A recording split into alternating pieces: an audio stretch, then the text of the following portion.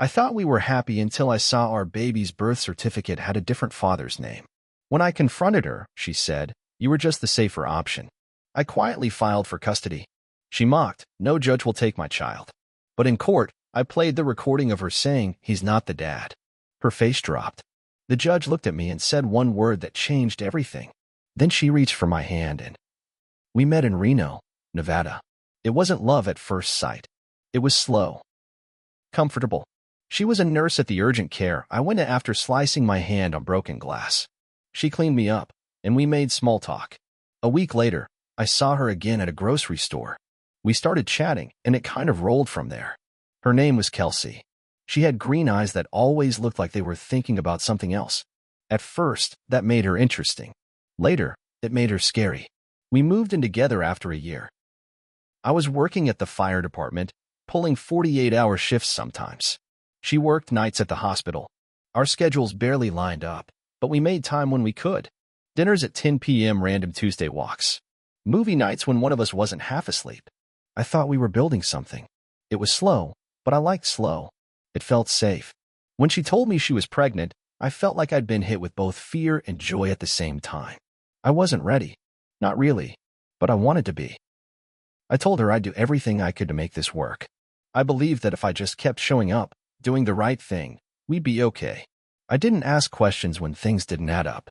Like when she refused to let me come to a couple of appointments, saying it was just a checkup. Or when she changed OBs twice without really giving a reason. I trusted her. She was tired, hormonal. I figured I should just support her and not make it harder. The day our daughter was born, I cried. I didn't even know I was capable of crying like that. They handed her to me while Kelsey rested. I looked at this tiny human and thought, I will do anything for you. Anything. We named her Maya. That was her choice. I didn't love it, but I wanted her to feel heard. She'd done the hard part, carried her for 9 months, gone through labor. I let her have that win. 3 weeks after Maya was born, I went to the Washoe County Clerk's office to get a copy of the birth certificate. We needed it for her insurance, and Kelsey was resting. I figured I'd handle it. The woman behind the counter gave it to me, smiling like it was nothing. I glanced down at it while walking to my truck. Then I stopped, stared. My hands started shaking. Father's name, Aaron Whitman. I blinked, thinking maybe they filed it wrong. Maybe it was a glitch or someone else's file got mixed up. I walked back inside and asked the clerk. She looked it up and confirmed. No, that's what was submitted. That's what was signed. I felt sick. I didn't go home right away. I sat in the fire station parking lot for 2 hours. I didn't want to go back and see her. I didn't know what I'd say or what she'd say. I kept thinking, there's no way this is what it looks like. But it was. When I got home, she was in the kitchen holding Maya, bouncing her gently, humming some tune. I stood in the doorway. "Kelsey," I said, "we need to talk." She turned around like she didn't have a care in the world. "What's up?" I went to pick up the birth certificate. She didn't even blink. Just nodded. "Yeah. It says the father's name is Aaron Whitman." She looked at me for a second. Then she smiled and said, "I was wondering when you'd notice." My chest felt hollow. "Who is Aaron?" I asked. She sat down, sighing like she was tired of pretending. "He's her biological father. We were hooking up for a few months before I got pregnant. He's not someone I could trust long-term, and he didn't want a baby. You were the safer option." I just stood there, not yelling, not moving. Everything in me froze. "You used me," I said. "I didn't use you," she said. "I made a choice. For her. For stability. You wanted a family, right?" I walked out. That night, I slept in the guest room. She didn't come in. The next morning, I started calling lawyers. I told them everything. They said it would be tough. Nevada is a mother-first state unless there's proof of unfitness or deception. But I had texts, photos, timeline issues. And later, I had something even better, a recording. A week after that fight, she was on a call with her friend. I left my phone on the counter, recording, just because I didn't trust her anymore. She laughed on the phone and said, "James? Oh, he's not the dad, but he's doing all the work." I played it perfectly. I saved that file. Over the next 2 months, I built my case. I never confronted her again. I acted calm, normal, took care of Maya, played my part. But inside, I was getting ready. When the court date came, I served her papers that morning. She looked stunned, but tried to play it cool. "You're not going to win, she said. No judge is going to take my child away from me. I didn't answer. In court, she showed up like she was the victim. She cried, wore a soft pink blouse, held Maya like a prop, told the judge I was trying to steal her baby because I couldn't handle the truth. Then my lawyer stood up and said, Your Honor, we have a recording. The judge listened. Everyone did. He's not the dad, but he's doing all the work. I played it perfectly. The room went dead silent. The judge looked at Kelsey, then back at me. She didn't say much, but then she looked me straight in the eyes and said, Unfit. Then she leaned forward, took my hand, and said, Thank you for stepping up. We'll make sure this child has someone who puts her first. When the judge said that word, unfit, Kelsey's jaw dropped. Her mouth opened like she wanted to say something, but nothing came out. For a second, she looked like she was going to cry. But then the anger hit. She turned to me in court and hissed, You think this is over?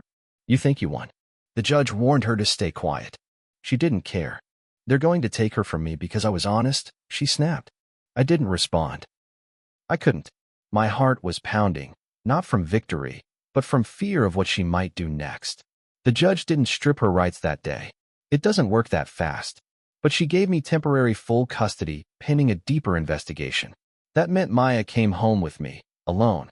Kelsey got supervised visits once a week at a county center with a caseworker present. I thought maybe she'd cool down. Maybe she'd accept it and try to fix things. Instead, she went on a warpath. She started posting on Facebook, talking about how I stole her baby, how the system was punishing single moms. She even posted a photo of Maya, writing, This is what a kidnapped child looks like. I had to get a court order to make her take it down. Then she tried something worse. One night, 3 weeks after court, I got a call from CPS. Someone had reported me for abuse. Said I was neglecting Maya, that I yelled at her, that she cried for hours.